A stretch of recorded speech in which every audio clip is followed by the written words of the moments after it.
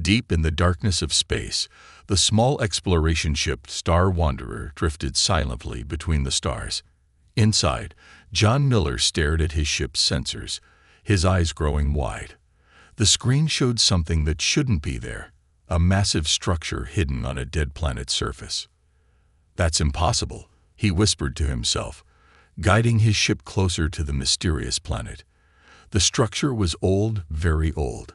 Its metal walls were covered in strange marks that looked like deep scratches. John landed his ship carefully near the entrance. As he put on his spacesuit, his hands shook with excitement. He had explored many abandoned places before, but something felt different about this one. The air inside his suit felt cold as he stepped onto the planet's surface. The entrance to the structure was huge, big enough for something much larger than a human to pass through. John's lights revealed long corridors stretching into darkness. His footsteps echoed as he walked to deeper inside. Then he heard it, a sound that made him freeze. A deep, rumbling howl echoed through the corridors. It wasn't like any animal he had ever heard before. The sound was filled with pain and intelligence. John's heart raced as he followed the sound. The corridors led him deeper underground, past rows of empty cells with broken energy barriers. Whatever this place was, it had been a prison. The howling grew louder. John turned a corner and stopped, his mouth falling open in shock. In front of him was the largest cell he had ever seen, surrounded by a glowing energy field that still worked after all these years. Inside the cell was a creature that shouldn't exist. It looked like a wolf, but it was enormous, bigger than any Earth animal. Its fur was deep black with streaks of silver that seemed to glow in the dark. But its eyes were what made John step back. They were bright gold and filled with intelligence. The wolf looked straight at John. Then something incredible happened. A voice spoke inside his head. "Human," the voice said, deep and clear. "You are either very brave or very foolish to come here." John almost fell backwards in surprise. You can talk." "In my mind. My people have always been able to speak this way," the wolf replied. "I am the last of the Shadow Walker clan. I have been imprisoned here for centuries by the Galactic Empire." "The Empire?" John asked. "But they're just stories, myths about evil rulers from long ago." The wolf's golden eyes flashed with anger. "They are no myth, human. They imprisoned my people because they feared our power. They destroyed our world because they could not control us." John looked at the energy barrier. It was old technology, but still strong. "How long have you been here?" 300 years, the wolf said, watching as my people's history was erased, turned into stories to frighten children. I am the last one who remembers the truth. Suddenly, alarms started blaring throughout the facility. Red lights flashed in the corridors. A computer voice spoke. "Warning. Facility security protocols activated. Self-destruct sequence initiated." The wolf's voice grew urgent in John's mind. "Human, you must choose quickly. Leave now and save yourself, or free me and face the Empire's wrath. But know this, if you free me, I will be bound by my people's code to protect you with my life. Choose wisely." John looked at the control panel beside the cell. It would be easy to run back to his ship and escape. That would be the safe choice. But as he looked into the wolf's eyes, he saw something that made his decision clear. The same loneliness he had felt since losing his family to the unknown attackers who destroyed his home colony. The facility computer spoke again. 10 minutes until self-destruct. John's hand moved toward the control panel as the wolf watched silently, waiting to see if this human would be the one to finally end centuries of imprisonment. But before John could reach the controls, new sounds echoed through the corridors, heavy footsteps and mechanical whirring. The facility's ancient guardian robots were waking up, ready to stop anyone from freeing their prisoner. John had to make his choice now: free the wolf and face whatever came after, or run for his life, and leave this incredible creature to die alone in the darkness. The wolf's golden eyes seemed to glow brighter as the footsteps grew closer. The Guardian robot's heavy footsteps echoed closer as John's fingers flew across the control panel. Red warning lights flashed through the ancient prison facility, casting eerie shadows on the walls. 5 minutes until self-destruct, the computer announced. The massive black wolf watched John intently. The code sequence is complex, human. Even if you free me, the Guardians will not let us leave easily. John's hands paused over the controls. Tell me one thing first. What's your real name? The wolf's golden eyes glowed brighter. In your tongue, I am called Night Song, though my enemies named me Death Shadow. The first Guardian robot appeared at the corridor entrance, a massive machine made of black metal, its red eyes scanning the room. It raised its weapon arm. John slammed the final button. The energy barrier flickered and died. What happened next took his breath away. Night Song's body began to change. The wolf's black fur rippled like liquid metal, silver streaks glowing brighter, until they looked like stars in a night sky. The wolf grew even larger, muscles rippling with power. The Guardian fired its weapon. But Night Song moved faster than anything that size should be able to move. The wolf's body flowed around the energy blast like water. In one leap, Night Song smashed into the robot, massive jaws crushing its head. How did you? John started to ask. My people are shapeshifters. Night Song's voice echoed in his mind. The Empire feared us because we could change not just our size, but the very structure of our bodies. That's why they locked us away. More Guardians appeared. Night Song's body shifted again, the wolf's fur hardening into armor-like plates while maintaining its fluid grace. Get on my back, Night Song commanded, and hold tight. John didn't hesitate. He jumped onto the wolf's back, grabbing onto the raised plates of hardened fur. The moment he was secure, Night Song burst into motion. They raced through the corridors, dodging energy blasts. Night Song's body seemed to flow around corners, sometimes running on the walls or ceiling to avoid attacks. The wolf's shifted form made it possible to move in ways that defied physics. 3 minutes until self-destruct. My ship's this way. John pointed down a side corridor. No time, Night Song replied. The hangar where they first brought me, it holds something better. They burst into a massive chamber.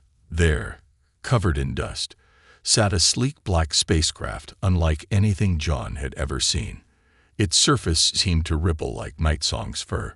A shadow ship, Night Song explained as they raced toward it. Built using the same principles as our shape-shifting, it can adapt to any situation. The ship's surface rippled, creating an opening. They leaped inside just as more Guardians filled the hangar. The ship's interior was organic, responding to Night Song's mental commands. 1 minute until self-destruct. The shadow ship's surface flowed like liquid metal, engines forming and reforming until it found the perfect shape for launch. They blasted out of the hangar as the facility began to collapse. But their problems weren't over. In orbit above the planet, 3 massive Imperial warships waited, relics of the ancient empire, awakened by the facility's distress signal. It seems, Night Song's voice held a mix of anger and excitement, that some of my old enemies still survive. Good. I have waited centuries to show them why they were right to fear us. The shadow ship's surface began to change again as they headed straight for the Imperial warships. John watched in amazement as the ship's structure flowed and shifted, preparing for a battle that would shake the very stars. I swore to protect you, John Miller, Night Song said. Now watch as I teach these relics why the Shadow Walker clan was the most feared force in the galaxy. The Imperial ships opened fire, and the real battle began. The shadow ship twisted impossibly as energy beams from the Imperial warships cut through space. Its black surface rippled like water under moonlight, splitting into multiple shapes before reforming. How are they still alive after centuries? John asked, watching the Imperial ships through the living metal walls that had become transparent. Night Song's mental voice was grim. They are not alive. These ships are controlled by AI minds, left behind as guardians. The Empire may be gone, but their machines remain. The shadow ship's interior shifted, forming a combat chamber. Streams of silver light flowed from Nightsong's fur into the ship's walls. Watch closely, human. Few have ever seen the true power of a shadow walker in space combat. The ship suddenly split into 3 identical copies, each moving in different directions. The Imperial AIs fired at all 3, but their weapons passed through 2 of the images. Shadow casting, Nightsong explained. We don't just change our shapes. We can split our consciousness. John's eyes widened as he understood.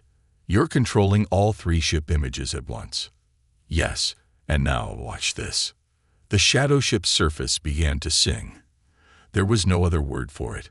Musical notes filled space itself, visible as waves of silver light. When these waves hit the Imperial ships, their metal surfaces began to vibrate. The song of unmaking. Nightsong's voice held centuries of stored anger. Each object has its own frequency. Find it, and you can tear anything apart.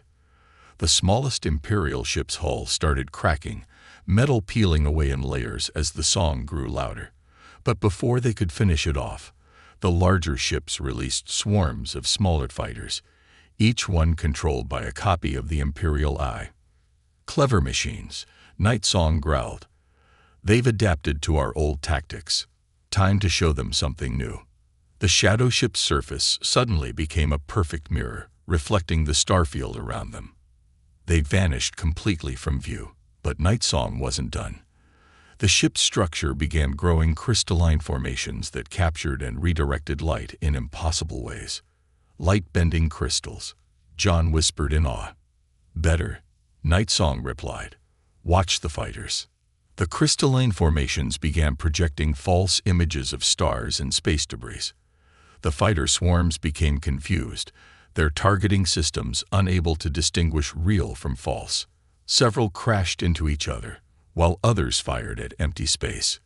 But the main Imperial ships had another surprise. Their surfaces opened, revealing ancient symbols that began glowing with purple energy. Empire runes, Nightsong snarled. Magic technology they stole from conquered races. Time to show them some real magic. The wolf's fur began glowing brighter, silver light pulsing in patterns that matched the stars themselves.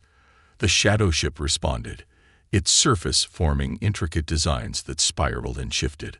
My clan didn't just learn to change our shapes, Nightsong explained, as the designs grew more complex.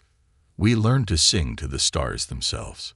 The spiral patterns on the ship's surface began spinning, creating a vortex in space itself. Stars seemed to blur and stretch around them. The Imperial ships fired desperately, but their weapons curved away, caught in the growing gravity distortion. By the way, Nightsong added casually, there's something I should mention. I wasn't the only one imprisoned. They kept others in different facilities, and I can hear them calling. John turned to look at his companion. Other shadow walkers. No, something else. Something the Empire feared even more than my kind. Listen. And suddenly John could hear it too. A song coming from deep space, beautiful and terrifying at the same time. The Imperial ships heard it as well. Their runes flared brighter as they tried to retreat. But it was too late.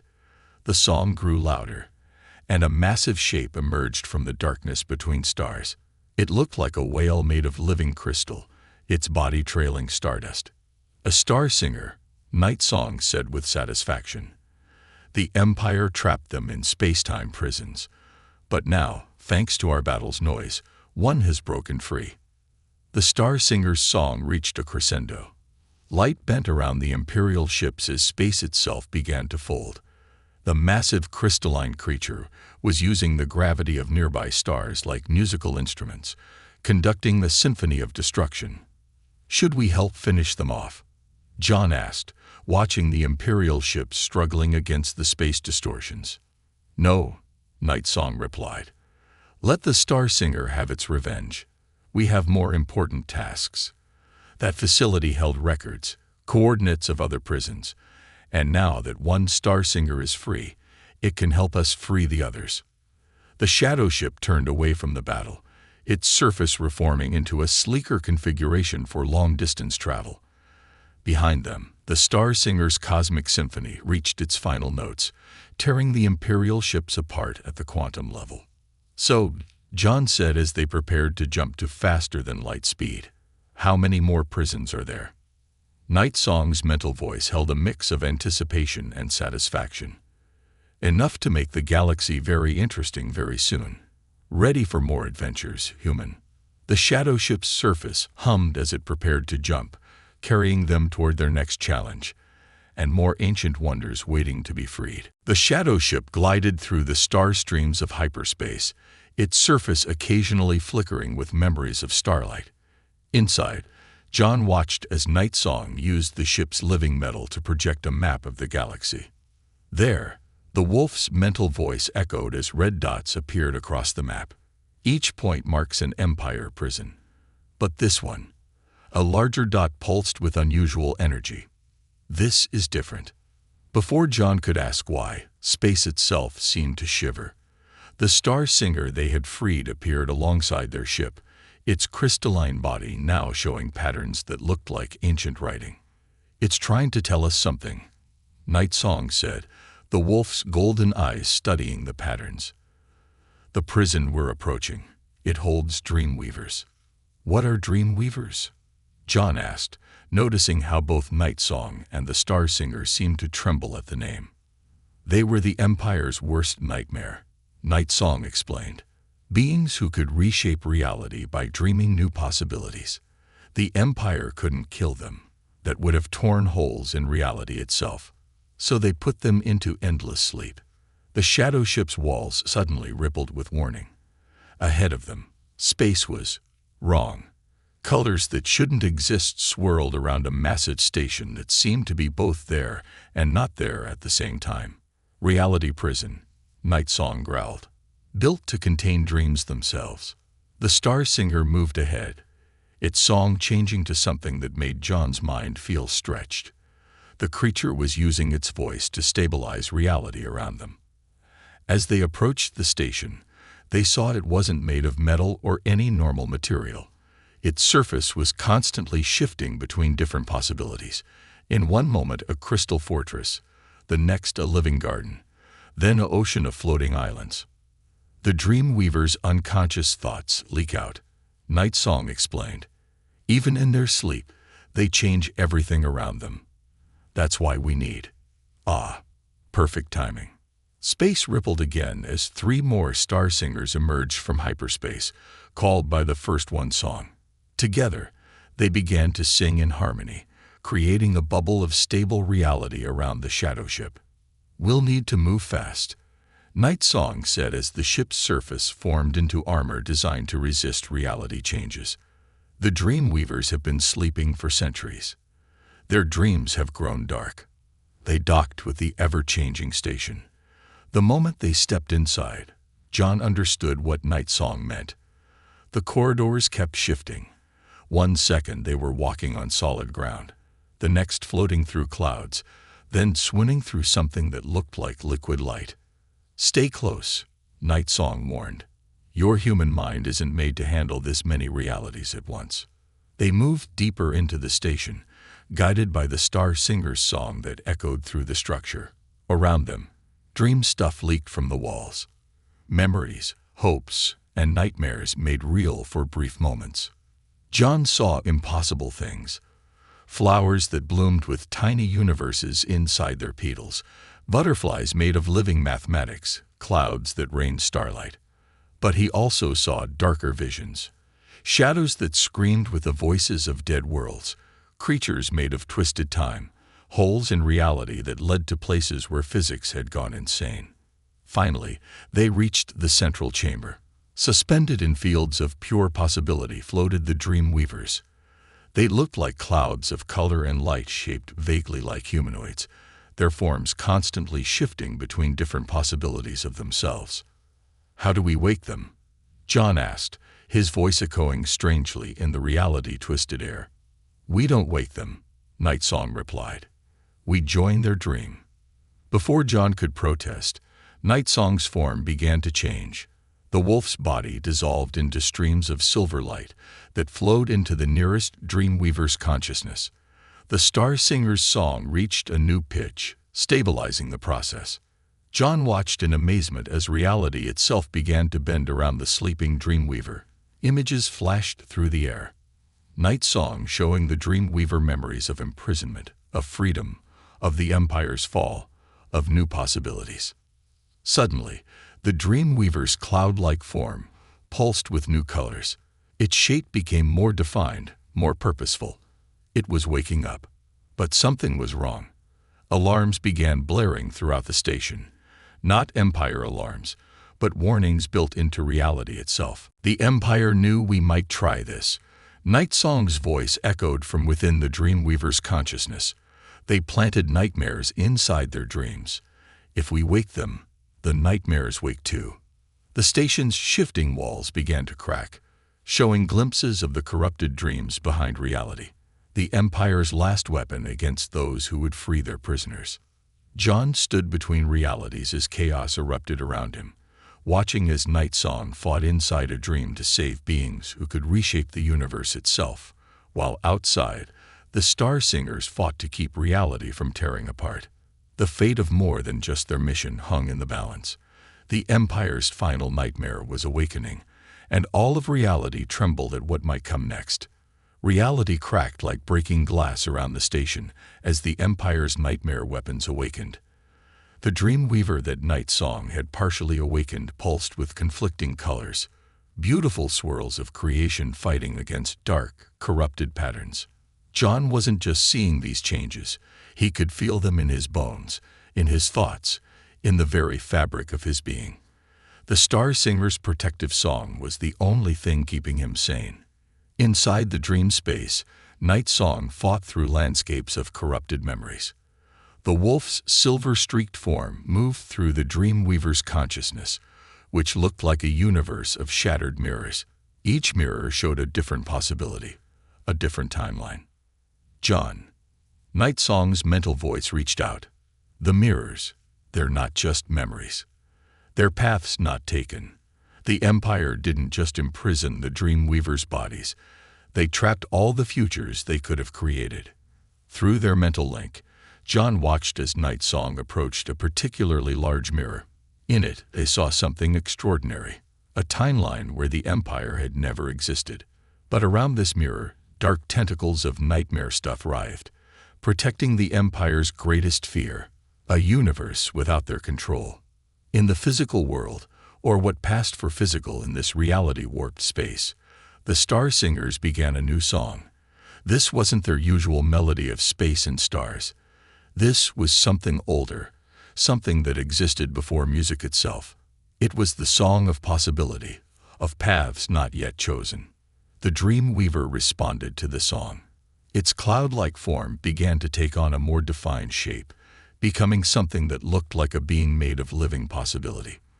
Where its face might be, countless tiny universes bloomed and died each second. Then the nightmare struck back. Dark forms erupted from the corrupted dreams, creatures made of denied possibilities and murdered futures.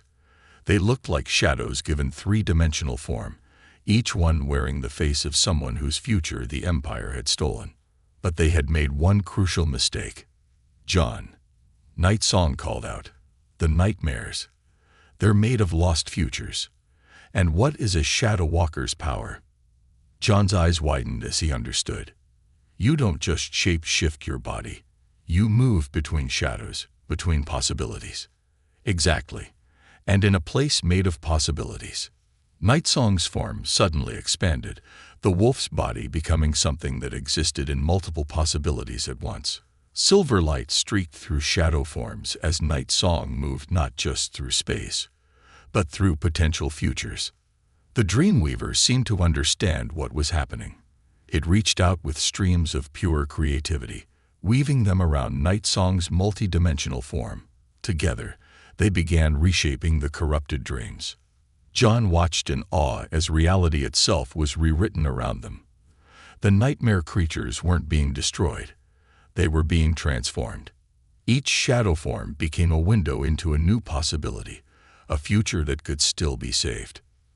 The Star Singer's song reached an impossible note, one that existed in all possible frequencies at once. The sound rippled through dimensions, stabilizing the changes Night Song and the Dreamweaver were creating. But the Empire's final trap was still waiting. In the center of the Dreamweaver's consciousness, a dark sphere pulsed with malevolent energy. Inside it, John could see fragments of a terrible truth. The Empire hadn't just been collecting powerful beings to imprison them. They had been gathering them for something worse. They were building a weapon. Night Song's voice was filled with horror.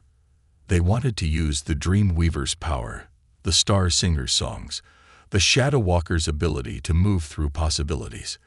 They wanted to control all possible futures. The dark sphere began to crack, releasing not nightmares, but anti-possibilities. Cancellations of choice itself. These weren't just bad futures. They were the death of future itself.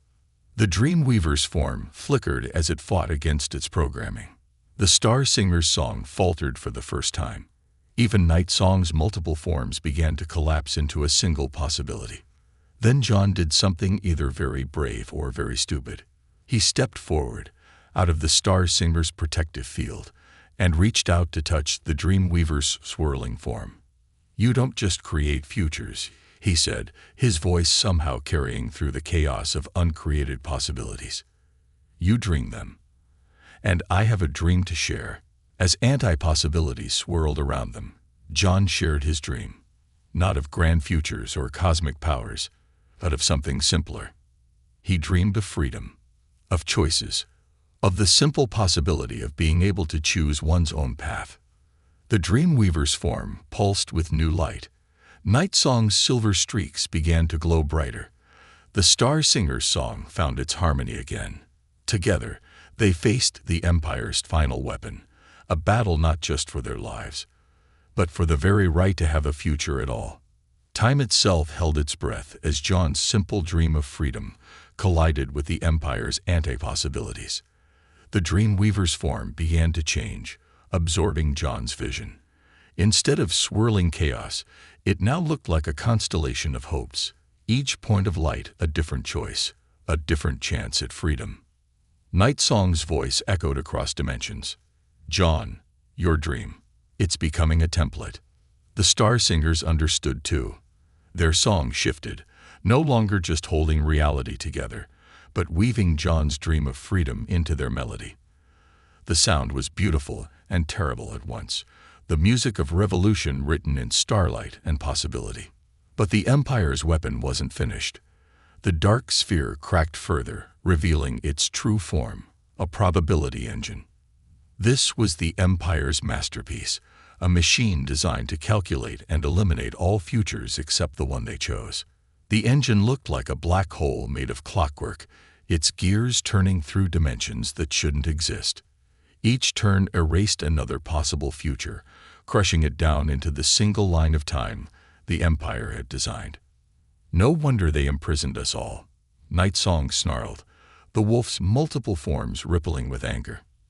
They needed the power of dreamers, singers, and shadow walkers to fuel their machine. The Dreamweaver pulsed with sudden understanding. Its form stretched across probability space, touching other dreams, other prisons. Through its consciousness, they could see them all. Hundreds of Dreamweavers, thousands of Star Singers, entire packs of Shadow Walkers, all connected to the engine. Then something incredible happened. The Dreamweaver didn't just show them the connections, it began to invert them. Instead of the prisoners powering the engine, it was using the engine's own network to wake them all. Across the galaxy, in countless hidden prisons, ancient beings began to stir. The engine's clockwork structure shuddered as its power source became its weakness. But they needed something more. The engine was still calculating, still crushing futures. "The shadows," John shouted as inspiration struck. "Night Song, you said shadow walkers move through possibilities. What if you walked through the engine's calculations themselves?" Night Song's golden eyes gleamed across multiple dimensions, The wolf's form dissolved into pure shadow stuff, seeping into the engine's turning gears.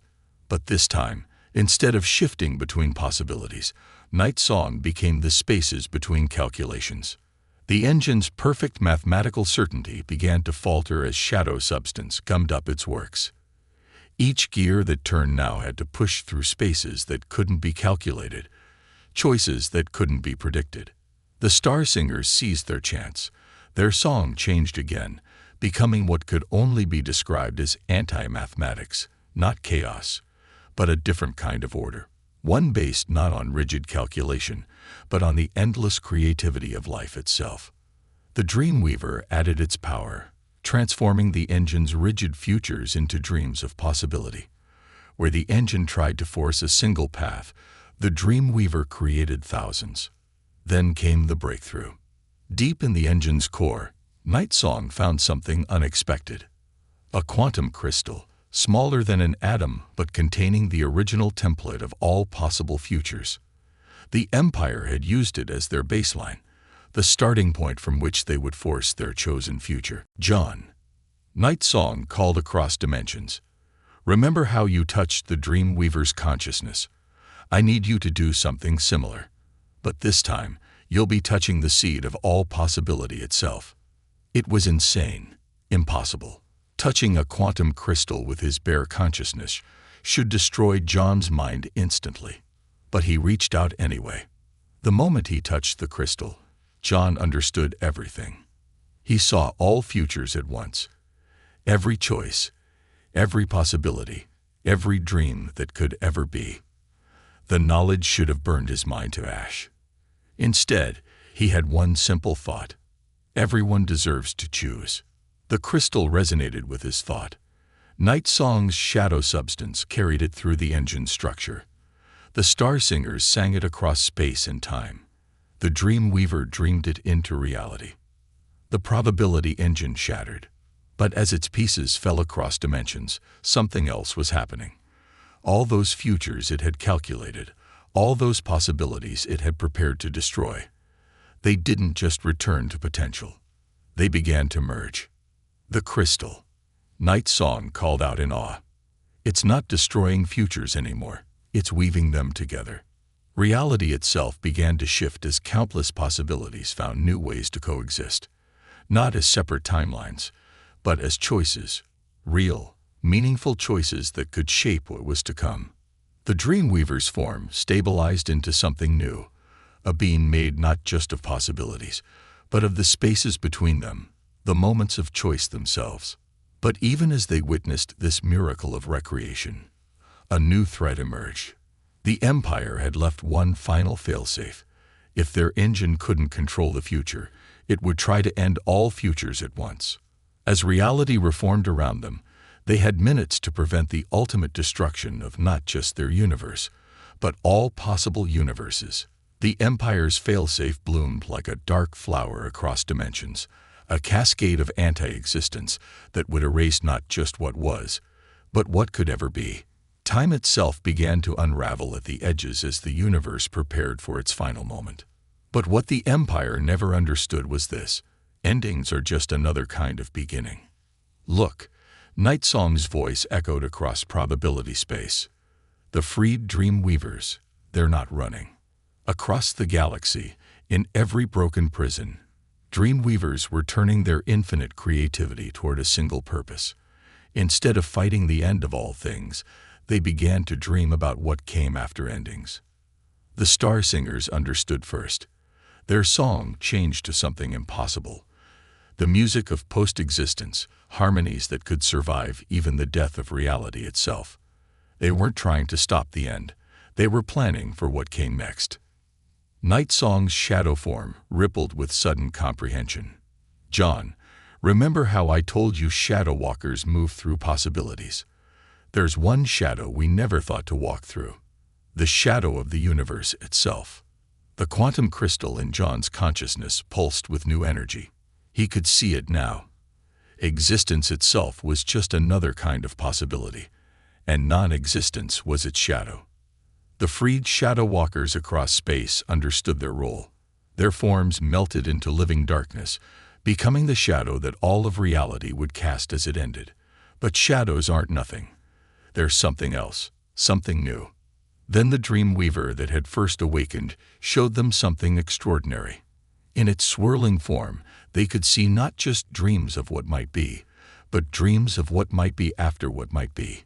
It was dreaming in recursive loops, each possibility containing endless new possibilities.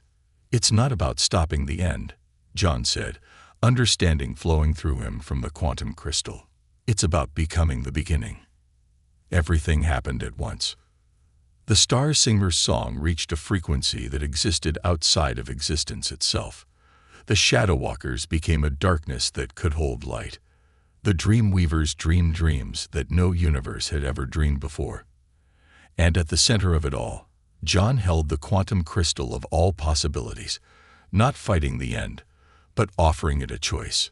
The failsafe reached its final stage. Reality shuddered, preparing to unexist. Then something miraculous happened. As existence ended, it fell into the shadow the Shadow Walkers had become. As time stopped, it was caught in the Star Singer's impossible song.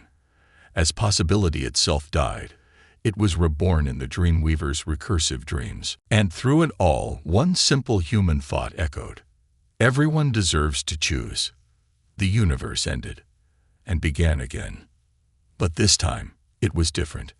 The new reality wasn't just one possibility. It was all possibilities, existing together in a harmony of infinite choice. The Empire's rigid order was replaced by something far more beautiful, the chaos of free will, the symphony of endless possibility. When John opened his eyes, he saw a universe transformed. Stars burned in colors that had never existed before. Planets orbited in patterns that celebrated uncertainty. Space itself had become a canvas of infinite potential. Nightsong's form shifted back to the familiar wolf shape, but now the silver streaks in the black fur showed tiny galaxies being born. Look what we've created, John. Not just a new universe, but a universe of choice. The Dreamweaver, now a permanent bridge between what is and what could be, showed them visions of their new reality. Shadow Walkers teaching others to walk through the possibilities of their own lives. Star Singers conducting symphonies of probability. Dreamweavers helping people discover the infinite potential in their smallest choices. And humans, curious, brave, dreaming humans, learning to navigate a universe where anything was possible, as long as you were willing to choose it. So, Nightsong asked, golden eyes twinkling with starlight, what possibility shall we explore first? John looked out at the transformed cosmos, where every point of light represented not just a star, but an infinite array of choices waiting to be made. The quantum crystal in his mind hummed with the joy of pure potential. All of them, he answered. Let's explore all of them. And so they did, sailing through a universe where every ending was a beginning, every shadow held light, every dream could become real, and every choice mattered.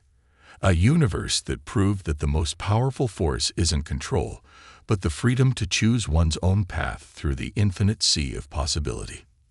The end.